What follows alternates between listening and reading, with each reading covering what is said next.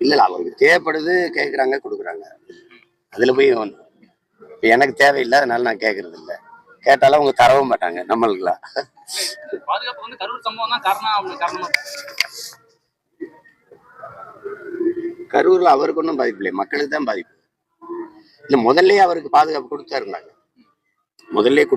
அண்ணாமலைக்கு, தம்பி விஜய்க்கெல்லாம் கொடுத்தா இருந்தாங்க. அது அவங்களுக்கு தேவைப்படுது, பாதுகாப்பு தேவைன்னு விரும்புறாங்க, கேட்டு வாங்கிக்கிறாங்க. அதுல ஒன்றும் பெரிய செய்தி ஒன்று இருக்கு. நேற்று நீதிமன்றம் பல விஷயங்கள் அதுல சொல்லியிருக்கு. கரூர் சம்பவம் விஷயம் தொடர்பா என்ன சொல்றேன், நிறைய அறிவுறுத்தல் பட்டிருக்கு. நீங்க வந்து ஏன் காவல்துறை இதா இருக்கீங்க, இன்னும் யாருமே நடவடிக்கை எடுக்க தயங்குறீங்களா? இந்த மாதிரியான விஷயங்கள் நீதிமன்றம் வந்து அறிவுறுத்திருக்கு.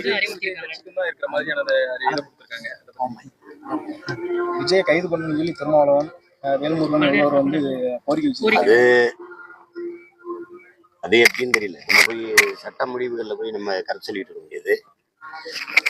அறிவுரைங்கிறது பாக்குற எல்லாருக்குமே தெரியும். இன்னும் கொஞ்சம் ஒழுங்குபடுத்திக்கணும்.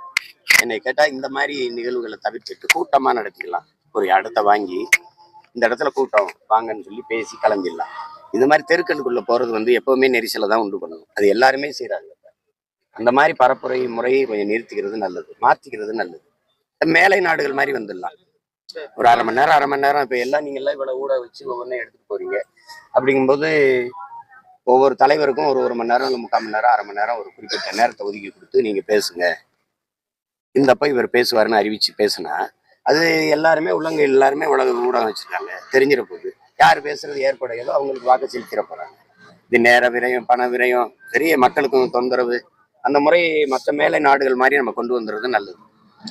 ஒரு சில தலைவர்கள் வந்து தொடர்ந்து விஜய்க்கு எதிர்ப்பு தெரிவிச்ச நிலையில இன்னும் நிறைய பேர் வந்து அவருக்கு ஆதரவு தெரிவிக்கிறாங்க. குறிப்பா எச்.ராஜா மூத்த தலைவர் வந்து இவனால எதிர்ப்பு தெரிவிச்சுட்டு இருந்தாரு. ஆனா இப்போ வந்து நான் விஜய் என்ன தப்பு பண்ணாரு, நான் அவர் கூட நிப்பேன்னு சொல்லியிருக்காரு. அதை பத்தி என்ன நினைக்கிறீங்க? அது அவர் மட்டும் இல்ல, அது பாரதிய ஜனதாவே அந்த நிலைப்பாடு எடுத்தான்னு இருக்குது. நீங்க பாத்தீங்க, அங்கிருந்து வந்த கண்காணிப்பு குழுவுல எம்மாலினி, அந்த அனுராக் தாகூர் அவங்க எல்லாம் வந்து ஆதரவா தான் சொல்றாங்க. அந்த கட்சி அப்படி முடிவெடுக்குது,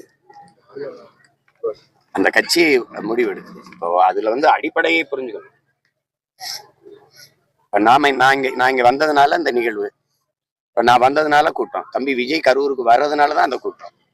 அப்ப அவர் வரவுதான் அதுக்கு முக்கிய காரணம். அப்படிங்கும்போது அதுக்கு பொறுப்பேற்று நான் வருந்துறேன் அப்படின்னா அது முற்று பெற்றுது.